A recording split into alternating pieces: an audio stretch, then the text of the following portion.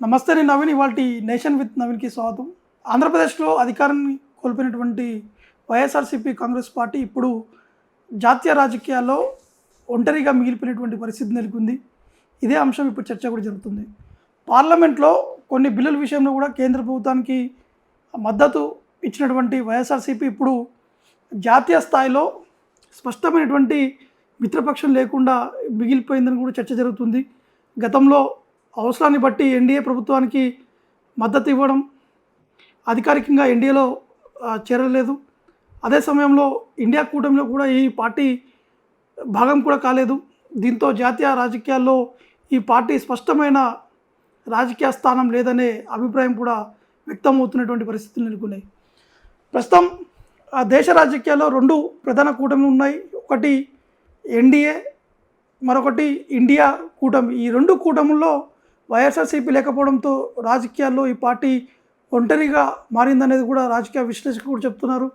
ఆంధ్రప్రదేశ్ రాజకీయ పరిస్థితులు మారిన తర్వాత జాతీయ స్థాయిలో కూడా ఈ పార్టీ ప్రభావం కూడా తగ్గిందని చెప్పేసి కొంతమంది చెప్తున్నారు. ముఖ్యంగా పార్లమెంట్లో సంఖ్యాబలం తగ్గడం ఇదొక కారణంగా కూడా కొంతమంది చెప్తున్నారు. అంటే ఎన్డీఏలో లేకపోవడం, మరోవైపు ఇండియా కూటమి కూడా లేకపోవడం, జాతీయ మిత్రపక్షం కూడా లేనట్టు కూడా స్పష్టంగా కనిపిస్తుంది.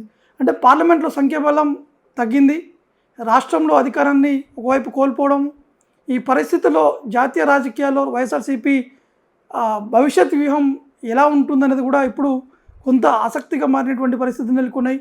భవిష్యత్తులో ఏదన్నా జాతీయ కూటమికి మద్దతు ఇస్తుందా, లేదా ఒంటరిగానే కొనసాగేటువంటి అవకాశాలు ఉన్నాయన్నది చూడాల్సి ఉంటుంది. ఎందుకంటే ఇటీవల కాలంలోనే ఆంధ్రప్రదేశ్ రాజధానికి సంబంధించినటువంటి బిల్లు సంబంధించినటువంటి అంశం చర్చకు వచ్చినటువంటి సమయంలో ఇతర పార్టీలన్నీ కూడా, స్వయంగా కాంగ్రెస్ పార్టీ కూడా ఈ బిల్లును కూడా మద్దతు తెలుపుతున్నట్టు కూడా వారు ప్రకటన కూడా చేయడం జరిగింది.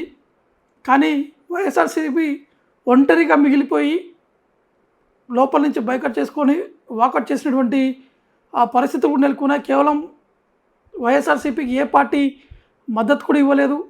మిగతా పార్టీలని కూడా టీడీపీకే మద్దతు ఇచ్చినటువంటి పరిస్థితి నెలకొన్నాయి. ఎందుకంటే ఆ అమరావతి చట్టబద్ధత బిల్లు సంబంధించినటువంటి అంశాలపై చర్చ జరిగినటువంటి సమయంలో ఇవన్నీ చూస్తే విశ్లేషకులు స్పష్టంగా కూడా చెప్తున్నారు, వైఎస్ఆర్సీపీ ఒంటరిగా మిగిలిపోయేటువంటి పరిస్థితి నెలకొన్నాయి. ఎందుకంటే ఒకవైపు జాతీయ రాజకీయాల్లో కూడా చూస్తున్నటువంటి పరిణామాల్లో ఎక్కడ వైఎస్ఆర్సీపీ లేకపోవడంతో కొంత పార్టీకి ఇబ్బంది కలిగేటువంటి అవకాశాలు ఉన్నట్టు కూడా కొంతమంది విశ్లేషకులు చెప్పడం జరుగుతుంది.